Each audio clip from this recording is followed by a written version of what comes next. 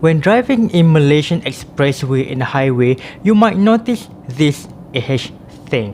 AH stands for Asian Highway, an international initiative to develop road networks across Asia to facilitate trade, commerce and tourism. Spanning across 32 Asian countries, comprises of 145,000 kilometers of roads, highways and expressway.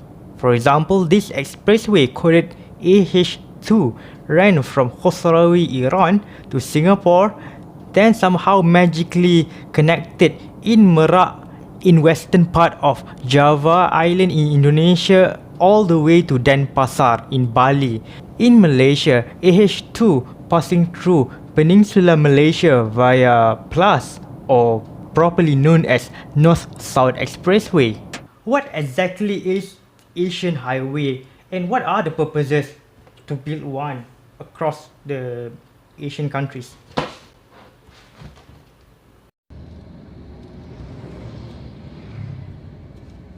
Asian Highway is developed under the purview of UNESCO, or in full, United Nations Economic and Social Commission for Asia and the Pacific. It is one of the UN agencies. The idea of Asian Highway initiated in 1959, about 14 years after the World War II, and it modeled after the European highway system. But at that time, the idea of the Asia Highway has a major blockade. Or not really blockade, it's actually a curtain, an iron curtain. At the height of the Cold War, Soviet Union and People's Republic of China, which consists almost half of Asian continent, did not allow any foreign visitors and foreign vehicles in their own countries. After the end of Cold War in 1991, which saw the disintegration of the USSR, economic reform by then paramount leaders of China, Deng Xiaoping, and Vietnam version of economic reform known as Doi Moi has opened up a new possibility of larger cooperation and integration in trade, commerce and tourism across the Asian continent. What used to be an off-limits to most foreigners are now open for business. But there is one problem.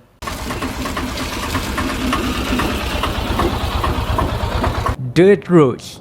The roads were narrow, unpaved, dangerous and prone to accidents.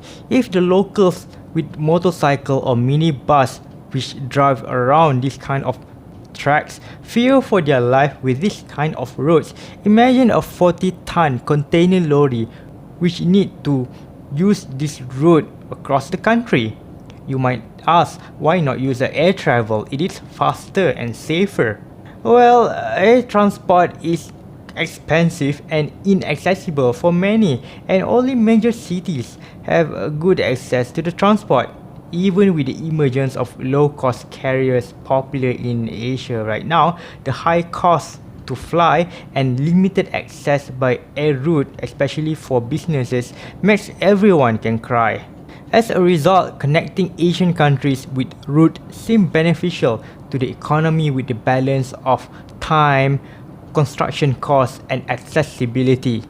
Asian Highway formalization began in the year 2002 and resulted in the development of the Intergovernmental Agreement on the Asian Highway Network on 18th of November 2003 and being ratified about 1.5 years later. And those 32 countries that ratified the agreement meet every 2 years in UNESCO, which located in the UN building, Bangkok, Thailand. What are the benefits of developing an Asia highway network, you might ask? First of all, it to improve international connectivity. When there is a better connectivity between the countries, trade will flourish. Which going to the second point, encourage international trade. When the trade between the countries, the Asian countries increase, so does the economic activities, the income and also more integration and understanding with the people across the continent. The third point is the safer road.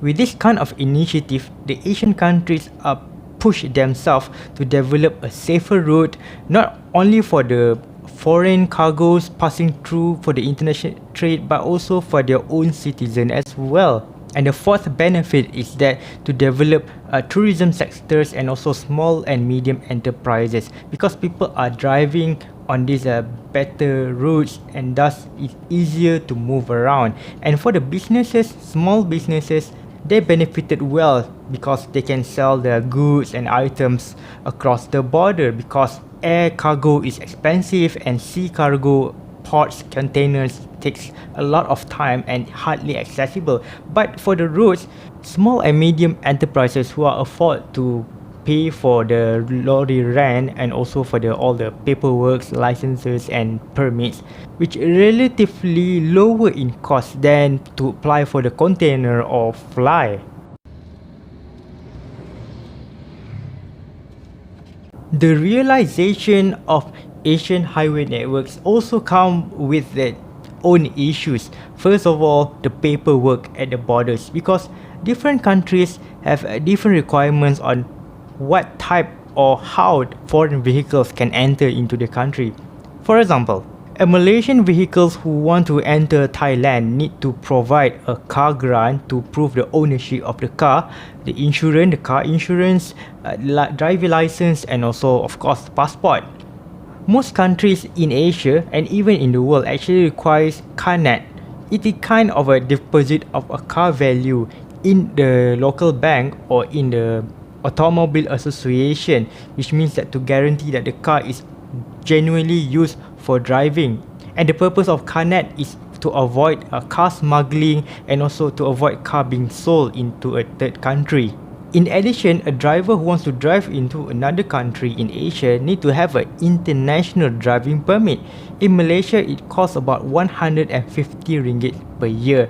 And to add all these headaches, international driving permit is invalid in People's Republic of China, which has its own regulation on foreign vehicles and drivers, because some cities allow foreign drivers, quite a number of cities don't. The second issue is irregular traffic laws. Because of the many languages in Asia, the signage, the road signage is in different languages. And if the road signs are in symbol instead of letters or words, the symbols might be different from one country to another. Plus, some of the Asian countries, especially in Southeast Asia and South Asia, drive on the left side of the road. For example, Malaysia, Singapore, Indonesia, India and Pakistan and Bangladesh, whereas most of the countries in Asia are driving on the right side of the road, for example, China, Korea, and many Arabian countries. The next issue is the construction and maintenance costs. Actually, not all countries in Asia could afford an international class routes due to several factors. For example, land disputes, political interference, corruption, and also funding issues. Who wants to pay for this new road and who wants to pay for all this maintenance? And lastly, there are issues about accidents involve foreign vehicles. And often accidents involving foreign vehicles are more inclined to driving attitude rather than the road condition or weather condition itself. And there will be an issue of insurance claims, how to claim an insurance in a country that didn't speak your languages. And even there are some cases that are casualties. Who wants to take the responsibility when an accident involves a loss of life? For example, Thailand already banned foreign vehicles and drivers due to past deadly accident, especially in the tourist areas, for example in Phuket. Right now, only a select categories of drivers can drive in Thailand. As a conclusion, Asian Highway is an international collaboration to develop reliable road network from one side of Asia into another, as to improve the trade connections, developing local economies, and growing the border cities, and to develop Asian tourism as well, one of the most important sectors in developing Asian countries. Opening up new roads or improving an existing one could lead to pollution, congestion, and even land issues, especially for the landowners. To be fair, the development of new roads and better roads across Asia by the implementation by the initiative of Asian highway networks is probably and very likely one of the major contributors of booming economy in Asia since the last 20 years.